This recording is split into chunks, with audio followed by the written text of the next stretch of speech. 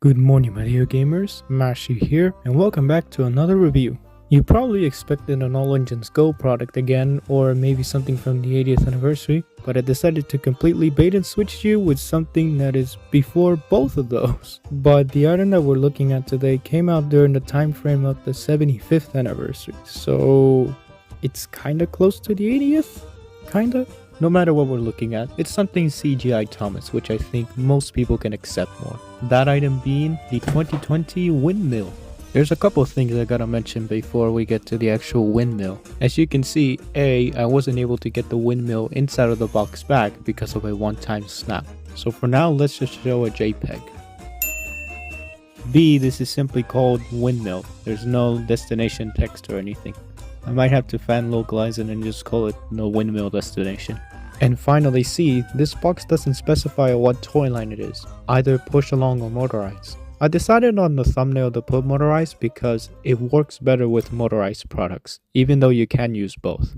I'll show that later. I remember during the same time frame, there was a Cranky the Crane destination that I never got and still don't have to this day, so let's just focus on the Windmill. For being something released in 2020, the box has a massive try-me feel to it, which is really ironic considering the fact that 2020 was the same year of the, well, you know, I don't want to say it. One side has the Fun with Friends Full Steam Ahead promo, while the other side has a nice Thomas render chilling by the cloud. There's no top area of the box per se due to the way that it's designed, but there is a bottom area with an Open Here tab and some more legal information nobody reads. The back of the box gives us more information about what stuff we can do with the Windmill and more comical text to laugh at. Windy day not included. Words to live by. This is the reason why I prefer boxes that have only one language, because you can have funny text like this. Some of the Spanish boxes do the same thing, but multi-language boxes don't really do it for me. Before we get to see what's inside, there's a little cardboard Thomas right there. This guy was chilling inside the shed while the Windmill was still new in box, but I forgot to take some close-up pictures of it. So here you go. Now for what's inside. The instructions themselves are quite disappointing. Unlike some of the AEG ones that we've seen as of late, this one is only one piece of paper that's double-sided and it's all in black and white. Technically there's more text to read by the one language as it's more descriptive, but what does it matter if it's less interesting to look at? Something that is interesting is this little colored cardboard piece that I found inside of the box. It kind of just fell out while I was taking it. It just shows you how to play with the Windmill on both sides. You can flip it open and see the inside cardboard. It seems that it would have been stuck around some things you turned in order to get the Windmill out. It's somehow more interesting. Here's the contents. It's kind of weird to explain. Right, so the rolling stock and cargo is self-explanatory, but the track piece that is connected to the Windmill, that is connected as like a one-time snap. It would have been loose inside of the box though. So technically in total we have 4 pieces, but 3 if you put them all together. Enough one-time snapping, let's get into talking. In terms of rolling stock, we have a troublesome truck out of all things. You may recognize this design because a similar troublesome truck design was used for the recent classic Thomas 3-pack used for the 80th anniversary, but that one has updated side detailings. This older one is kind of funny to look at. It's almost if you copy-pasted a troublesome truck model into a video game, but forgot to put its textures. We can't talk troublesome trucks without the face, obviously. In terms of CGI accuracy, this one does it pretty well. One thing I really like about this face is that it's not a sticker or a print, it's a 3D molded face. Some of you may complain about this truck being worse than Tommy's because it may not have the details or even the length of an older truck. But there is one other feature we need to talk about. This truck's wheels are made in a way when the truck rolls down the track, it moves from side to side and rock and rolls. It's definitely not the best truck, I will admit, but the rock and roll feature is nice. In terms of piece of cargo, we have a bit of coal. Earlier released troublesome trucks, like the Take and Play one that I bought this year, actually also have a coal piece included themselves. So this is kind of just keeping up a tradition of troublesome trucks coming with coal pieces. What's nice about this one is since we're working with the scale of Motorized, the coal is bigger than others. I'd more recommend to use this piece as a bit of decoration for a bit of a side part of your layout. It could be nice that way due to the bigger size.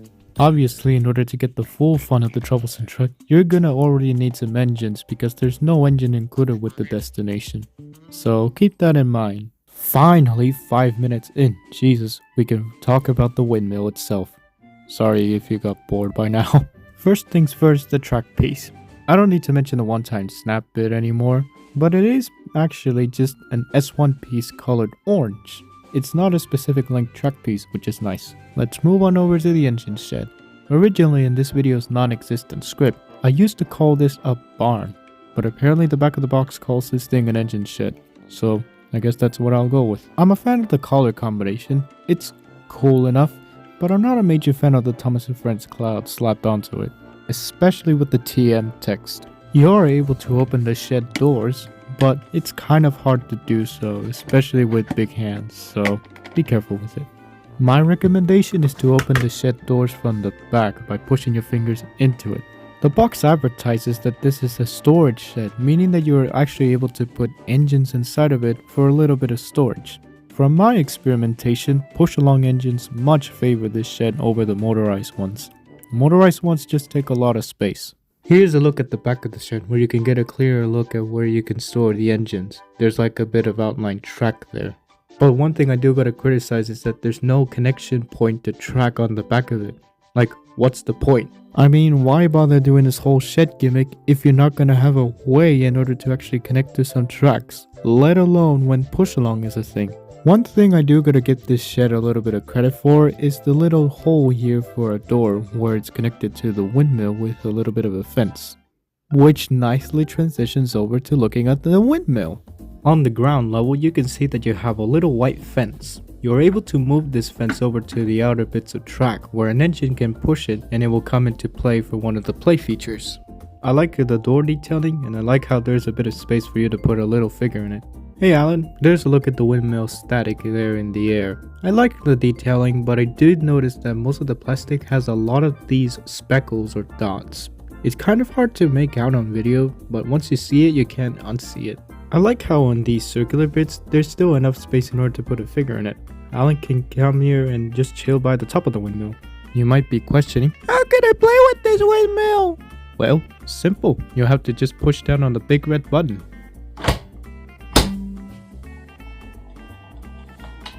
This will give the windmill a spin of about 20 seconds or so, maybe 15. It just kind of depends on the force.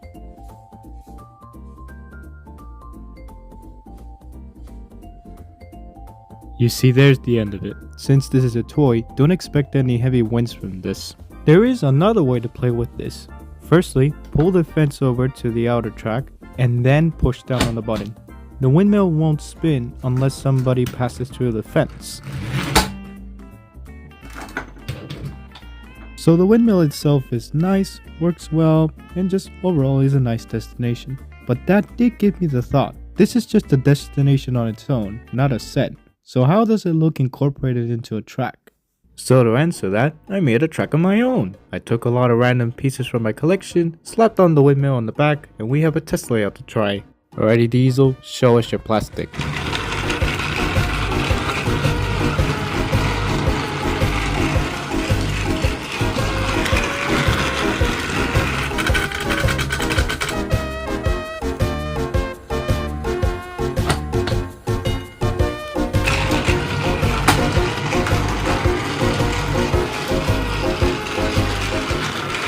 With the windmill reviewed and tested, it's time for the final thoughts and the star rating. Overall, the windmill does a nice job of what it sets out to do. Just a cheap $20 windmill, which is fine enough. There is definitely some details I would have changed and the troublesome truck I would have definitely improved, but for now, the price is justifiable for what you get. I think for me, the most positive point about this windmill is that it's very easy to replace a piece of track in it, just because it's the same size as an S1, so you can fit it in a lot of layouts if you have the space. But the funniest part about reviewing the windmill now is comparing it to something released today. Because if this is what $20 gave you back during the quarantine, let's look at something that costs $25 and see its contents. You're getting an engine, you're getting some rolling stock, you're getting a cargo piece, and a full-on tracker to play on. Okay, sure, the accessories here aren't as big or major compared to the windmill that we just saw, but it just shows that you don't need to spend a lot of money in order to start a Thomas collection nowadays, which is great. So about the whole price comparison comment, make of that of what you will. Finishing off with the star rating, for now I give the Windmill 3/4 of a star. There is definitely some negative criticisms that I have with this, so for now 3/4 seems fair enough. I guess the next stage of reviews will be the 80th anniversary stuff, and I do have some stuff along the way that is gonna arrive soon, so I'll see you guys for that. Bye bye!